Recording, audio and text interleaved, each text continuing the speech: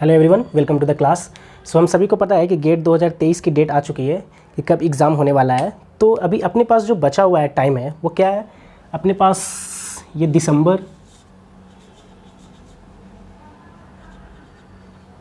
And जनवरी ये बचा हुआ है, क्योंकि फरवरी में तो एग्ज़ाम ही है, तो फरवरी का तो अपन लेके चल नहीं सकते हैं। तो इसमें क्या हो गया कि भाई वो वही हुआ ना कि ट्रेलर एक तरीके से लॉन्च हो गया, डेट आ गया, तो इसका मतलब क्या हुआ कि ट्रेलर लॉन्च हो गया है।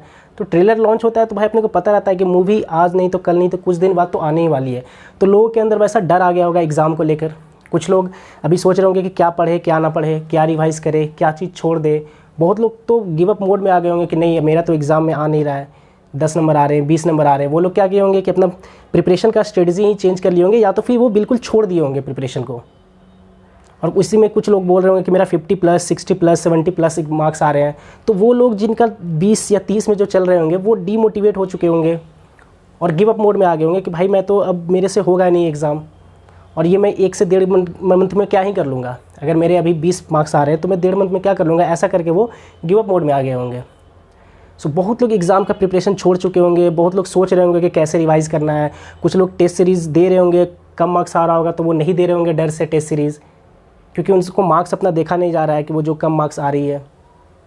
कुछ लोग सोच रहे हैं कि ये टॉपिक छोड़ दूँ या ये टॉपिक कर लूँ। कुछ लोग का कुछ सब्जेक्ट बचा हुआ रह गया होगा तो वो सोच रहे होंगे कि मैं रिवीजन करूँ या वो सब्जेक्ट को पढूँ। सो ये बहुत सारे कन्फ्यूज़न, बहुत सारे क्वेश्चंस से लोग अभी जूझ रहे होंगे, क्योंकि जब से डेट आई होगी।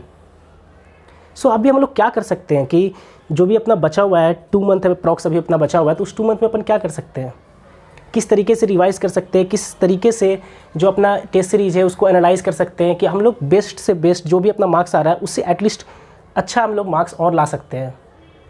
अगर किसी का 20-25 आ रहा है तो वो कैसे 40+ जा सकते हैं।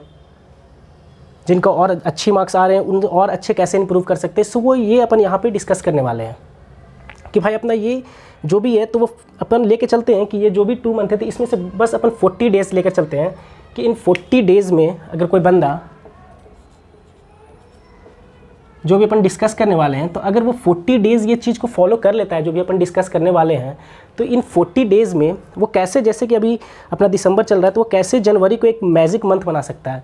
मतलब वो अगर जनवरी के मंथ में अगर वो एग्ज़ाम देना चालू करे मिड जैन में, तो उसके मार्क्स कंपैरेटिवली जो अभी आ रहे हैं उससे बहुत ज़्यादा अच्छे आना स्टार्ट हो जाएंगे। तो क्या स्ट्रेटजी हो सकती है वही अपन डिस्कस करने वाले हैं। सो मैं अगर मान के चल रहा हूँ कि अगर आप कुछ भी हो तो आप जो भी पढ़े हो अभी सब असाइड हो गया है कि भाई हाँ अभी आप अपना स्टडी जो भी कुछ नया टॉपिक है, नया सब्जेक्ट है पढ़ना, वो आप अभी बंद कर दो। कुछ भी नए टॉपिक्स को भी नहीं पढ़ना है। क्यों नहीं पढ़ना है, क्योंकि यहाँ पर ये थोड़ी है कि आप कितना ज़्यादा पढ़ के गए हो। एटलीस्ट जो आप प्रीवियस पढ़े हो आपको वो इतना चीज़ें याद है क्या। अगर आपको उतनी चीज़ें ही याद नहीं है जो आप प्रीवियस पढ़े हो, तो फिर नए टॉपिक पढ़ के आपको क्या फ़ायदा होने वाला है। क्योंकि एग्जाम में आपसे ये तो नहीं पूछा जाएगा कितना सिलेबस कंप्लीट करके आए हो, आपको स्कोर करना है। सो इसके लिए जो मैं जो स्ट्रेटजी बताने वाला हूँ कि अभी क्या है कि आप नए टॉपिक्स को या नए सब्जेक्ट को टच करना आप बंद कर दो, और अभी जो आपने जितना पढ़ा है उसको अपन एटलीस्ट देखते हैं कि किस हिसाब से किस तरीके से उसको मैनेज करने वाले हैं अपन।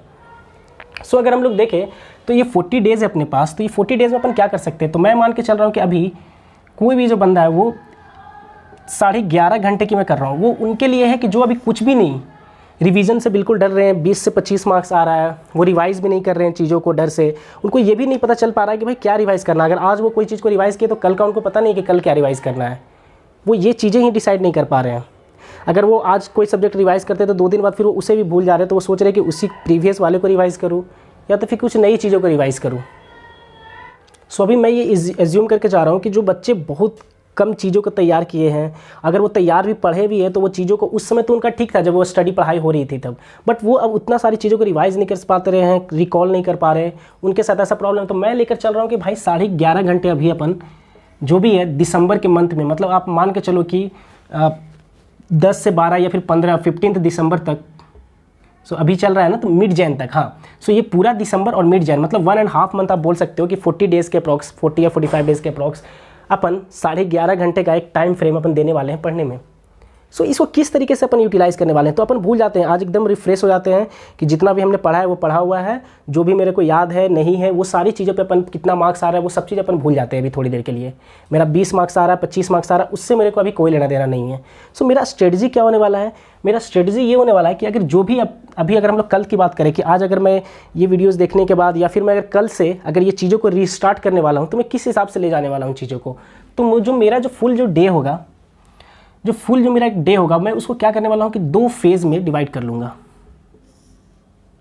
2 फेज़ में अपन उसको क्या करेंगे, डिवाइड करेंगे। एक फर्स्ट फेज़ होगा अपना और एक सेकंड फेज़ होगा।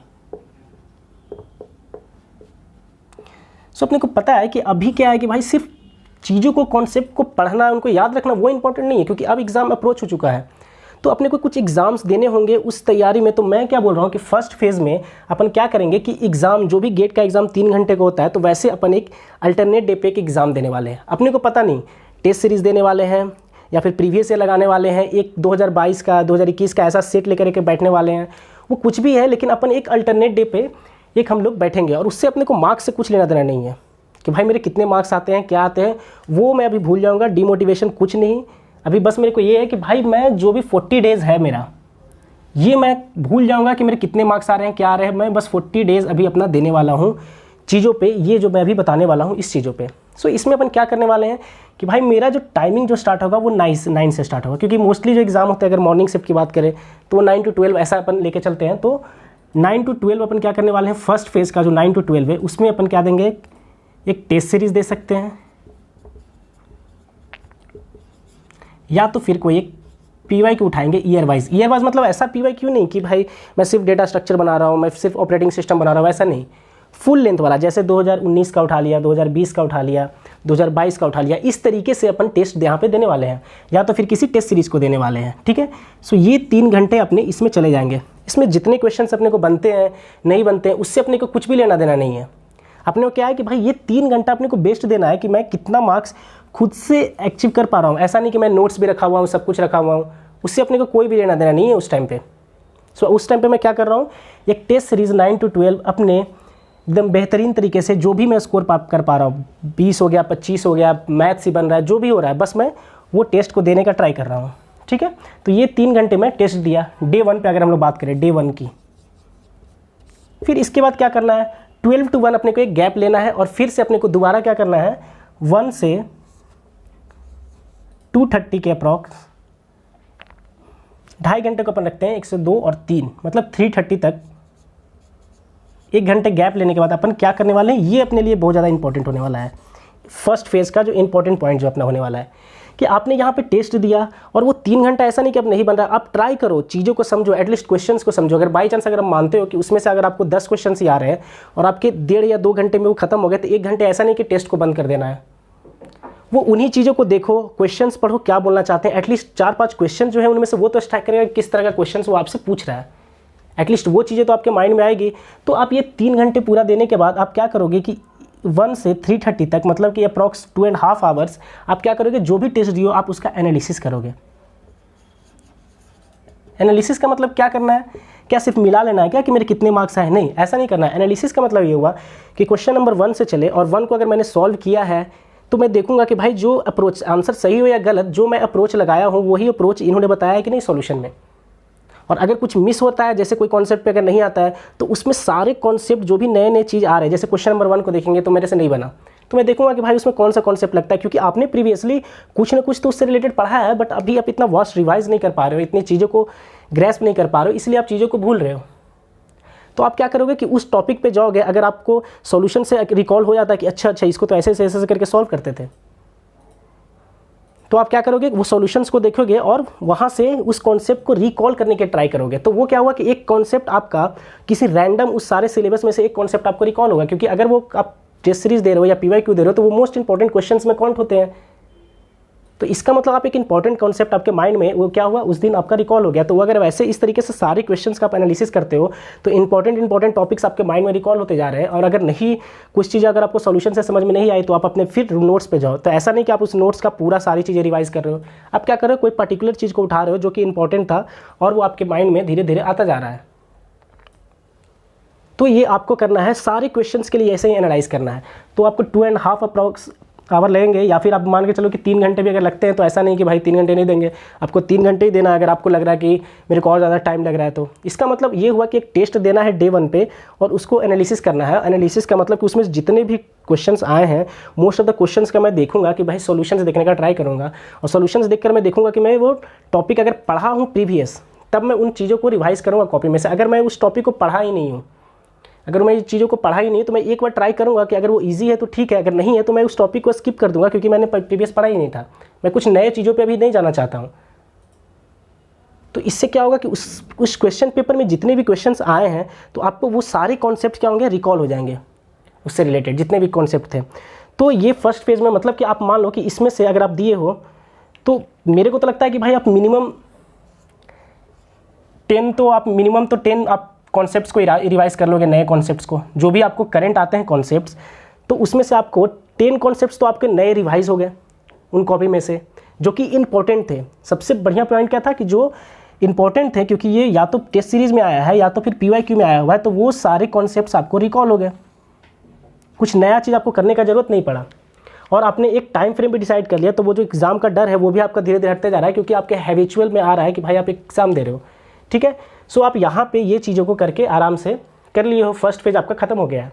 आपने टेस्ट दिया, वो सारे टेस्ट का एनालिसिस कर लिया, एक नोट्स बना लिया, लिख लिया चीज़ों को कि अच्छा ये चीज़ है, और वो सारी कॉन्सेप्ट्स को आपने रिवाइज कर लिया। सेकेंड फेज़ में क्या करना है, सेकेंड फेज़ अपना आता है रिवीजन का। सेकेंड फेज़ अपना क्या रखना है, एक रिवीजन के लिए। ये फर्स्ट फेज़ मतलब क्या हुआ, टेस्ट सीरीज से रिलेटेड, टेस्ट सीरीज देना है, एनालाइज करना है। सेकेंड फेज़ में अपने को क्या करना है, रिवीजन करना है। सो ये जो रिवीजन का जो टेक्निक है, आप 3:30 से आप आराम से रेस्ट करो, इसके बाद आप क्या 6 o'clock से स्टार्ट करो, एक फेज़ रखो 6 to 9, 6 to 9 आप 3 आवर्स, 6 से 7, 8, 9, ये 3 घंटे आप क्या करोगे कि किसी भी एक सब्जेक्ट को उठा लो आप, और उसके कॉपी लो, जो कि आपका जो फुल नोट्स वाला कॉपी है, आप उसको, अगर आपके पास शॉर्ट नोट्स नहीं है तो मैं उनके लिए बता रहा हूँ कि जिनके पास शॉर्ट नोट्स ये सब कुछ भी नहीं है, वो हर दिन सोच रहे हैं कैसे रिवाइज करना है वो अपने नोट्स को देखकर, तो वो कैसे करने वाले हैं, अपने फुल लेंथ, अगर शॉर्ट नोट्स है तो ठीक है, नहीं है तो अपना फुल लेंथ का एक सब्जेक्ट का कॉपी उठाएंगे। जैसे मान लेते हैं कि ऑपरेटिंग सिस्टम उन्होंने उठाया कि आज मेरे को ऑपरेटिंग सिस्टम रिवाइज करना है, तो ये आपका 2 फेज़ में चलने वाला है, 6 to 9 और 9 to 10 आप फिर से गैप लोगे, और फिर 10 to 12:30, ये 2 फेज़ में रहेगा आपका रिवीजन का। ये रिवीजन आपके 2 तरीके से चलेंगे, मतलब 3 और ये 2, मतलब 2.5 घंटे, मतलब 5.5 घंटे का आपको एक रिवीजन करना है किसी एक सब्जेक्ट का। तो इसको रिवाइज कैसे करना है, जैसे ऑपरेटिंग सिस्टम की बात करेंगे तो ऐसा नहीं कि व्हाट इज़ ऑपरेटिंग सिस्टम, इस सब चीज़ स्टार्ट किए, अपने को पता है कि अच्छा ऑपरेटिंग सिस्टम ये है, तो ऑपरेटिंग सिस्टम को थोड़ा सा डिफिनेशन देके फिर से आगे कहाँ पे कि भाई मेरे को प्रोसेस मैनेजमेंट के बारे में चीज़ें पढ़ना है, ठीक है, फिर इसके बाद मेमोरी मैनेजमेंट के बारे में चीज़ें पढ़ना है। तो ऐसा नहीं कि जैसे आप कॉपी में जाओगे तो उस टॉपिक से रिलेटेड, अगर हम लोग देखें कि भाई CPU शेड्यूलिंग की बात कर रहे हैं, तो हर एक CPU शेड्यूलिंग पे मेरे कॉपी में 5 से 6 क्वेश्चन होंगे, तो आप उसमें से एक क्वेश्चन बनाते हुए चल रहे हैं, तो वो क्या होगा, जल्दी जल्दी रिवाइज होगा। तो आप 5.5 घंटे या 6 घंटे का टाइम फ्रेम लेके चलोगे, जिसमें एक सब्जेक्ट को आप क्या करोगे, रिवाइज कर लोगे अपने फुल लेंथ, जो भी आपका नोट्स है, मेन नोट्स है, वहाँ से आप रिवाइज करने का ट्राई करोगे। और इसी तरीके से करना है, ऐसा नहीं कि भाई सारे क्वेश्चंस को मैं बनाता जा रहा हूँ, हर चीज़ों को नहीं। अच्छा ये टॉपिक है, इस टॉपिक से 10 क्वेश्चन है मेरे में, तो मैंने 2 क्वेश्चंस को बना लिया, फिर सेकंड टॉपिक पे आया, ऐसे करके मैं सारी चीज़ों को अपने माइंड में एटलीस्ट रिकॉल कर रहा हूँ। मतलब फर्स्ट फेज़ में मैं इंपॉर्टेंट टॉपिक्स को और टेस्ट को दे रहा हूँ, जिससे मेरे को कॉन्फिडेंस आ रहा है टेस्ट देने का भी, और मैं ये नहीं देख रहा हूँ कि मेरे कितने मार्क्स आ रहे हैं, मैं ये भूल जा रहा हूँ मेरे जो भी मार्क्स आ रहे हैं, लेकिन मेरे को ये पता है कि मैं यहाँ से 10 एक्स्ट्रा कॉन्सेप्ट सीखा, नए नए, जो कि इंपॉर्टेंट थे, और मैं एक सब्जेक्ट पे कॉन्फिडेंस भी पा रहा हूँ पैरेलली, जो कि पूरे कॉपी में है, उससे रिलेटेड में कॉन्फिडेंस भी मेरे को आ रहा है। तो ये आपका सेकंड फेज़ में चल रहा है। तो 5.5 घंटे में आप क्या किए, इससे भी रिलेटेड पूरा कॉन्फिडेंस आपको आ गया। ठीक है, सो आज आपने इस सब्जेक्ट को क्या लिया, OS में 5.5 से 6 घंटे आपने लिया फुल रिवाइज करने के लिए सारे टॉपिक्स को, और उससे एक एक क्वेश्चन आप देखते चले गए। तो इसका मतलब आपके डे 1 पे एक आपका ऑपरेटिंग सिस्टम आ गया, और साथ ही साथ आपको क्या आया भाई, आपका एक 10 कॉन्सेप्ट्स डिफरेंट टॉपिक्स के भी आ गए। मतलब अभी आपके माइंड में सिर्फ ऑपरेटिंग सिस्टम नहीं चल रहा है, अलग अलग जो भी सब्जेक्ट है कंप्यूटर साइंस के, या फिर आपके जो भी सब्जेक्ट्स है उसके भी 10 कॉन्सेप्ट एक्स्ट्रा आपके माइंड में चल रहे हैं। और आपने एक टेस्ट सीरीज भी दिया, जिससे आपको जो भी क्वेश्चंस आ रहे थे, 4 आ रहे थे, 5 आ रहे थे, उसमें भी आपको कॉन्फिडेंस आया कि कुछ क्वेश्चंस भी आपको आ रहे हैं। बट आपको मार्क्स पे अभी बिल्कुल भी फोकस नहीं होना है। फिर डे 2 पे क्या करना है, डे 2 पे फर्स्ट फेज़ थोड़ा सा चेंज होगा। फर्स्ट फेज़ आपके पास डे 2 में क्या है कि फुल डे आपको आज कोई भी टेस्ट नहीं देना है। डे 2 पे आपका कोई भी टेस्ट आज है नहीं, तो आपको क्या है, फुल डे रिवीजन के लिए मिला है, फुल डे रिवीजन के लिए मिला है। तो उसको कैसे रिवाइज करने वाले हो, तो आज जो ऑपरेटिंग सिस्टम आपने 5.5-6 घंटे में किए हैं, तो आपको एक पेज लेना है और उसमें पूरा माइंड मैपिंग करना है रिवीजन के लिए, कि भाई अच्छा ठीक है, अगर हम लोग बात करेंगे ऑपरेटिंग सिस्टम की तो अच्छा ठीक है, इसमें ऑपरेटिंग सिस्टम सबसे पहले क्या आता है, एक पेज लिए वहाँ पे लिखना स्टार्ट किया, अच्छा ऑपरेटिंग सिस्टम। इसके बाद क्या करेंगे भाई, प्रोसेस के बारे में पढ़ना चालू करेंगे कि भाई प्रोग्रामिंग क्या होता है, प्रोसेस क्या होता है, ठीक है। फिर इसमें टाइप्स ऑपरेटिंग सिस्टम की बात करते हैं, फिर इसमें क्या करते हैं CPU शेड्यूलिंग के बारे में बात करते हैं, CPU शेड्यूलिंग में क्या आता है, ये 4-5 चीज़ आता है। अच्छा ये क्या होता है भाई, FCFS क्या होता है, अच्छा ठीक है, इसमें नॉन प्रीएम्प्टिव वर्जन होता है, अच्छा इसमें क्या चलते हैं, अराइवल टाइम के बेसिस पे चलते हैं। इस तरीके से खुद से आप बात कर रहे हो और चीज़ों को क्या कर रहे हो कि वहाँ से प्रोसेस से लेकर, मतलब कि जो हम लोग बात करते हैं प्रोसेस क्या होता है, वहाँ से लेकर के आप पूरा फाइल सिस्टम तक सारे कॉन्सेप्ट्स को ख़त्म करते हुए आ रहे हो। मेमोरी मैनेजमेंट, ये सारे टॉपिक्स को खुद से बात करते आ रहे हो कि अच्छा ठीक है डेडलॉक क्या होता है, अच्छा डेडलॉक के कितने तरीके हैं, ठीक है। ये सारी चीज़ें आप खुद से बात करते आ रहे हो, खटखट सब चीज़ करते जा रहे हो। सेमाफोर क्या होता है, म्यूटेक्स क्या होता है, ये सारी बातें आप खुद से करते आ रहे हो कि भाई एक अच्छा ठीक है पेजिंग क्यों आया, अच्छा पेजिंग को कैसे सॉल्व करेंगे, तो एक क्वेश्चन खट से ऐसे कर लिए। तो इसका मतलब ये जो 5.5 घंटे वाला चीज़ था, तो ये जो फर्स्ट फेज़ जो आएगा सेकेंड डे का, उसको आप 1 आवर में या फिर 1.5 आवर में सबसे पहले आपको वो निपटा देना है, जो कि आप प्रीवियस डे में किए थे। तो उसको रिकॉल कर लेना है कि अच्छा ठीक है वो मेरे को याद है। तो इससे क्या हुआ कि डे 2 पे भी आपको वो पहला वाला चैप्टर याद है, फर्स्ट वाला चैप्टर आपको डे 2 पे याद है। और इसके बाद ये जो 10 कॉन्सेप्ट्स जो आप लिखे थे, थोड़ा कुछ कीवर्ड्स, उस 10 कॉन्सेप्ट जो नया सीखे थे उसको आप 30 मिनट्स में बस देखोगे। मतलब 2 आवर्स आपको देना है कि डे 1 पे जो मैंने किया था वो डे 2 पे आपके माइंड में वो रह जाए। उसके लिए आपको 2 घंटे काम करने हैं। फिर आपके पास फिर पूरे डे है, मतलब कि अगर देखा जाए तो 11.5 घंटे की अगर हमने बोला है कि मेरे को पढ़ाई करना है, तो यही सेम टाइमिंग में आपको 2 घंटे किस में देना है भाई, ये 9 to 12 जो था, तो ये 9 to 11 आपका आ जाएगा डे 2 में। क्या भाई इसमें कि भाई डे 1 पे मैंने क्या किया था उसको रिवाइज करने में। उसके अलावा जो आपके पास पूरा टाइम बचता है, आपका क्या लोगे उसमें, सब्जेक्ट 2 ले लोगे, सब्जेक्ट 2। फिर उस सब्जेक्ट 2 को भी इसी हिसाब से टाइम दोगे। तो सब्जेक्ट 2 में आपको सेकेंड डे कितना देर टाइम मिला, 1 घंटा यहाँ पे मिला, 9 to 12 था, ये 3 घंटे का था, आपने 2 घंटे में डे 1 का कर लिया, और ऊपर से 5.5 घंटा यहाँ पे मिला, मतलब 6.5 घंटे आपके पास है सब्जेक्ट 2 को रिवाइज करने के लिए। मतलब सेकेंड डे आपको और ज़्यादा टाइम मिला, मतलब सेकेंड डे पे आपका 2 सब्जेक्ट रिवाइज भी हो चुका है, और ऊपर से ये जो एक्स्ट्रा कॉन्सेप्ट आपने पढ़ा था वो भी आपके माइंड में है, और उसके लिए और ज़्यादा टाइम भी मिला आपको। फिर थर्ड डे पे आप क्या करने वाले हो, थर्ड डे पे फिर से वो टेस्ट वाला टाइम आ जाएगा। मतलब फिर से आप एक टेस्ट दोगे, उसमें फिर आप मार्क्स के ऊपर नहीं देखोगे, और फिर से चीज़ों क्या करोगे, 10 कॉन्सेप्ट्स को रिवाइज करोगे। ये सारी चीज़ें आप करना चालू करोगे। फिर से आपको 10 कॉन्सेप्ट नए मिलेंगे डे 3 पे, तो इसका मतलब आपको 20 नए कॉन्सेप्ट्स मिले, और प्लस आपके 3 सब्जेक्ट्स कंप्लीट भी हो गए हैं पैरेलल। तो अगर आप इसी तरीके से सारी चीज़ों को कलेक्ट करते चले गए, फिर डे 4 पे क्या करोगे आप, डे 4 पे अब क्या होगा भाई कि आपका फुल डे फिर किसके लिए है, डे 4 आपका फुल डे है रिवीजन के लिए। तो जिसमें मैंने बोला था कि फर्स्ट 2 आवर आपका क्या होगा, रिकॉल वाला। तो आप 2 आवर में आप क्या करोगे, जो ऑपरेटिंग सिस्टम 5.5 घंटा से आप 1.5 घंटे में रिवाइज किए थे, तो थर्ड डे या फोर्थ डे क्या होगा कि वही रिवीजन आपका कितने देर में हो जाएगा भाई, 30 मिनट्स में आप पूरा ऑपरेटिंग सिस्टम अपने माइंड में बोल लोगे कि अच्छा ठीक है ये होता है, प्रोसेस सिंक्रोनाइजेशन ये होता है, डेडलॉक ये होता है, अच्छा ठीक है ऐसे करते करते अब सारी चीज़ों को बोलना स्टार्ट करोगे खुद ही से बात करते हुए। इसका मतलब वो 30 मिनट्स में आप ऑपरेटिंग सिस्टम कर ले रहे हो। फिर 30 मिनट्स में मान लेते हैं कि आप प्रोग्रामिंग एंड डेटा स्ट्रक्चर की अगर बात कर रहे हो, अगर आप डे 2 पे पढ़े थे प्रोग्रामिंग एंड डेटा स्ट्रक्चर, तो आप 1 आवर में इसको ख़त्म कर ले रहे हो, मतलब 1.5 आवर में ये खत्म हो जा रहा है, और फिर हाफ एन आवर बचा, तो 10 और 10 20 जो आपने नए कॉन्सेप्ट सीखा था बस उसको रिकॉल कर लिया 30 मिनट्स में। इसका मतलब आपका पूरे जो 3 या 4 दिन से जो भी आप करते आ रहे थे वो 2 आवर्स में क्या हो गया, पूरा निपट गया।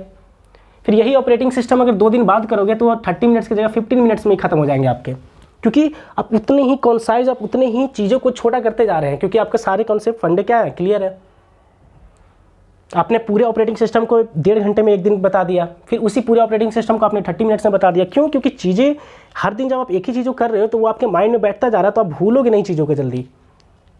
तो आपका क्या हो रहा है कि हर दिन एक न्यू सब्जेक्ट भी होता जा रहा है, और जिस दिन आपको एक्स्ट्रा टाइम मिल रहा है आप उस दिन चीज़ों को, प्रीवियस वाली चीज़ों को रिवाइज भी कर ले रहे हो और एक नया भी ऐड कर ले रहे हो अपने बकेट में, और साथ ही साथ और जिस दिन टेस्ट सीरीज वाला चीज़ है उस दिन आप नए कॉन्सेप्ट को भी सीख रहे हो।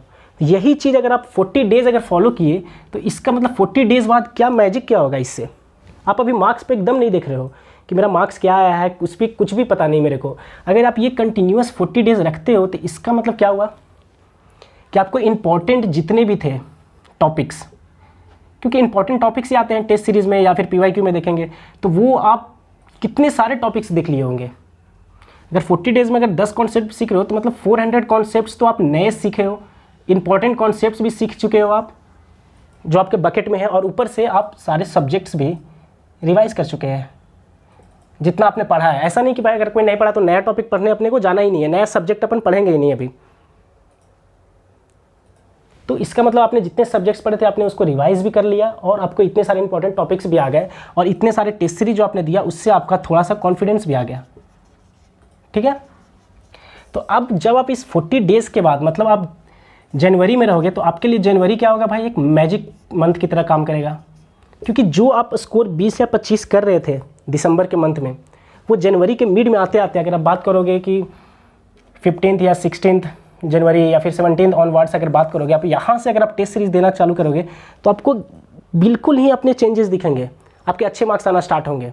क्यों? क्योंकि आपके इंपॉर्टेंट कॉन्सेप्ट्स वो सारे कॉन्सेप्ट देखोगे कि भाई रिपीट होना स्टार्ट हो गया है, या तो फिर जो आपने कॉपी में सारे रिवाइज करते गए हैं वो भी आपके माइंड में है, तो आपके मार्क्स क्या होंगे, ड्रास्टिकली क्या होंगे, चेंज होना स्टार्ट हो जाएंगे। तो आप फिर यहाँ से आप क्या देना स्टार्ट करोगे भाई, यहाँ से कभी देखोगे तो बहुत सारे टेस्ट सीरीज, जैसे गेट एकेडमी का भी बहुत सारा टेस्ट सीरीज फ्री आ रहा है, फिर मेड इजी का, आपको जिसका भी आपने टेस्ट सीरीज लिया है उसके 2-3 टेस्ट सीरीज आपको क्या करना है, ये जो 40 डेज़ वाला है इसमें से स्किप मारना है, यहाँ पे 2-3 टेस्ट सीरीज आपको बचा के रखने हैं सिर्फ। ठीक है, तो आप जो 2-3 जो टेस्ट सीरीज बचा के रखे हो आप वो टेस्ट सीरीज क्या दोगे, 15 जनवरी ऑनवर्ड्स जो है आप ये 2-3 टेस्ट सीरीज जो भी आपका पेंडिंग है, तो जिसके बाद जितना भी है तो वो एटलीस्ट 2 से 3 टेस्ट सीरीज आप देना स्टार्ट करोगे फुल लेंथ वाला। जब ये सारी चीज़ें होने के बाद तो आप इसमें बिल्कुल ही आपको अच्छा मार्क्स मिलेगा। क्यों?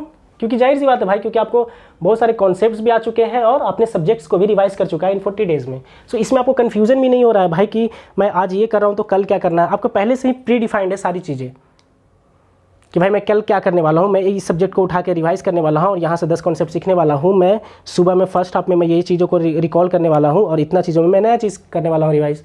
तो ये इससे क्या होगा कि आपको एट द एंड सारी चीज़ें आ जाएंगी और आपके मार्क्स डेफिनेटली जो भी अभी आ रहे होंगे उससे 2 टाइम्स तो पक्का आपके आने ही वाले होंगे। ओके, ठीक है, तो मुझे लगा होगा कि ये स्ट्रेटजी आपको अच्छा लगा होगा और आप इसको फॉलो कीजिए और आपको डेफिनेटली इसके रिजल्ट्स आपको मिलेंगे। Okay, thank you and all the best.